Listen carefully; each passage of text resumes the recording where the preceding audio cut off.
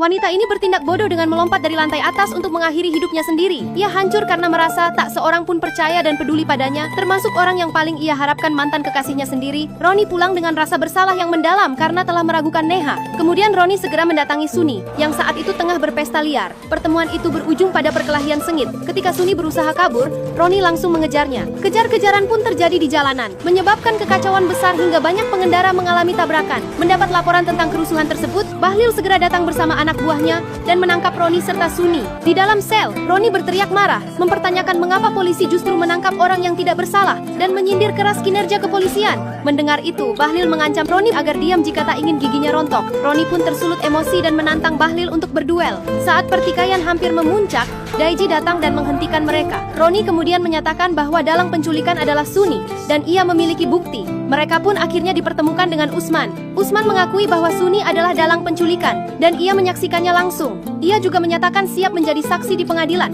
meski sadar akan risiko besar yang harus ia hadapi. Daiji kemudian mendatangi sel Suni untuk menginterogasinya. Namun Suni terus menghina dan merendahkan kepolisian, membuat Bahlil naik pitam hingga menodongkan pistol ke arahnya. Daiji berusaha menenangkan situasi, tetapi secara tiba-tiba Suni merebut pistol Daiji dan menodongkannya. Demi mencegah bahaya yang lebih besar, Daiji terpaksa menembak mati Suni. Roni kembali terpukul. Suni adalah satu-satunya petunjuk yang bisa membawanya untuk menemukan Ria. Di lain kesempatan, Daiji menasihati Roni agar tetap bersabar menghadapi semua cobaan yang menimpanya. Daiji memahami betul perasaan Roni, karena ia sendiri pernah mengalami tragedi serupa. Istri dan anaknya yang masih kecil tewas dalam sebuah kecelakaan. Tak lama setelah itu, Daiji menerima sebuah telepon dan mengatakan kepada si penelepon bahwa ia telah mengirimkan fotonya. Sementara itu, di showroom milik Usman, ia diserang oleh pembunuh bayaran yang dikirim Sekar. Usman dihajar habis-habisan. Roni meminta bantuan Daiji untuk segera memecahkan kasus penculikan ini. Ia juga mulai mencurigai Sekar terlibat. Namun Daiji menegaskan bahwa ia tidak bisa menangkap seseorang tanpa bukti. Terlebih tuduhan itu mengarah pada ayah Ria sendiri.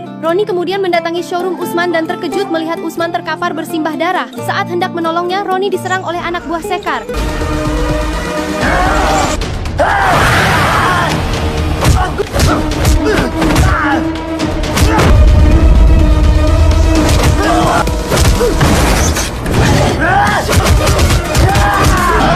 Meski terluka, Roni berhasil menumbangkan mereka semua. Namun sayang, Usman akhirnya meninggal dunia. Secara tak sengaja, Roni menemukan ponsel milik salah satu anak buah Sekar. Saat diperiksa, ia menemukan fakta mengejutkan. Daiji terlibat dalam kasus penculikan tersebut. Pembunuh bayaran yang masih sekarat mengungkapkan bahwa Daiji telah pulang ke rumahnya yang terletak di tengah hutan. Ia juga mengatakan bahwa rumah itu dijaga puluhan tentara bayaran dan Roni pasti tak akan sanggup menembusnya. Namun Roni tak berpikir panjang. Dengan dipenuhi rasa amarah dan dendam, ia langsung bergegas menuju ke rumah Daiji. Di sepanjang jalan, ia sempat dihadang oleh beberapa penjaga, termasuk Sepa.